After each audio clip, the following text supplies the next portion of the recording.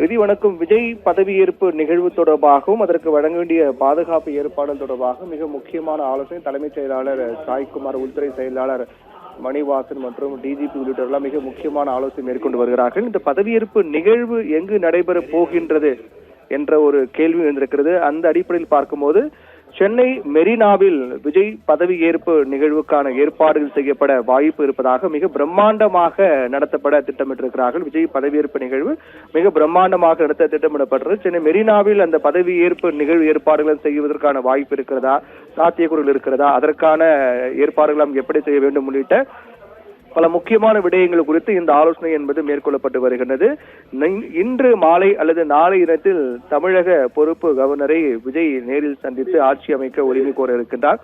அதற்கு பிறகு அவர் ஆட்சி அமைக்க உரிமை கோரக்கூடிய நிலையில் அதற்கான ஏற்பாடெல்லாம் செய்யப்பட்டு விஜய் பதவியேற்பு, அதை தொடர்ந்து சட்டமன்ற உறுப்பினர்கள் அவர்களுக்கான அமைச்சரவை உள்ளிட்ட பல அடுத்தடுத்த நடைமுறைகள் எல்லாம் மேற்கொள்ளப்பட இருக்கின்ற நிலையில் மிக முக்கியமான ஆலோசனை கூட்டம் என்பது நடைபெற்று வருகின்றது. இந்த ஆலோசனை கூட்டத்தில் தலைமை செயலாளர் மற்றும் அதே போன்று டிஜிபி, சென்னை மாநகர காவல் ஆணையர் உள்ளிட்ட பல முக்கியமான அதிகாரிகள் எல்லாம் இந்த ஆலோசனை மேற்கொண்டு வருகிறார்கள். விஜயின் பதவியேற்பு நிகழ்வுக்கு கொடுக்கப்பட வேண்டிய பாதுகாப்பு ஏற்பாடுகள், பொதுவாக இந்த பிரச்சார நேரங்களில் கூட விஜய் வெளியில் செல்லும் போதெல்லாம் கூட்டம் என்பது கட்டுக்கிடகாமல் இருந்தது. காவல்துறை அவர்களை சமாளிப்பதற்கு மிகப்பெரிய சிரமம் எல்லாம் சிக்கல் எல்லாம் ஏற்பட்டது.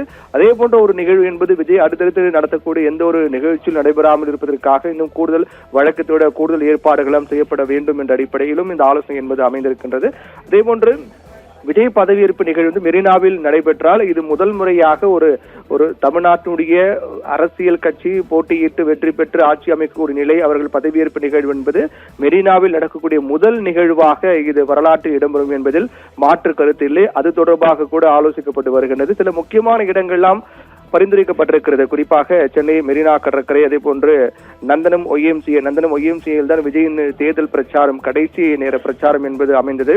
அந்த நந்தனம் ஒய்எம்சிஏ, அதே போன்று கலைவாணர் அரங்கம் உள்ளிட்ட பல முக்கியமான இடங்களில் எல்லாம் இந்த பதவியேற்பு நிகழ்ச்சி நடத்துவதற்கான வாய்ப்பு இருப்பதாகவும் அதில் முதலிடம் என்பது சென்னை மெரினாவுக்கு முக்கியத்துவம் கொடுக்கப்பட்டிருப்பதாகவும் கூறப்படுகிறது. சென்னை மெரினா கடற்கரையில் விஜய் பதவியேற்பு நிகழ்ச்சி மிக பிரம்மாண்டமான முறையில் பல தரப்பிலிருந்து அழைப்புகள் விடுக்கப்பட்டு, தொண்டர்கள் எல்லாம் அழைப்பு விடுக்கப்பட்டு, முக்கிய நிர்வாகிகள், முக்கிய அதிகாரிகள் உள்ளிட்ட அனைவருக்கும் அழைப்பு விடுக்கப்பட்டு மிக பிரம்மாண்டமாக இந்த பதவியேற்பு நிகழ்வு நடத்துவதற்கான வாய்ப்பும், அப்படி மெரினாவில் பதவியேற்பு நிகழ்வு வெகு விமர்சையாக நடைபெற்றால் அதற்கு வழக்கத்தோடு கூடுதல் பாதுகாப்பு. சென்னை மெரினா கடற்கரை என்பது மிக முக்கியமான ஒரு கடற்கரை, அதிக சுற்றுலா பயணிகள் வரக்கூடிய ஒரு கடற்கரை.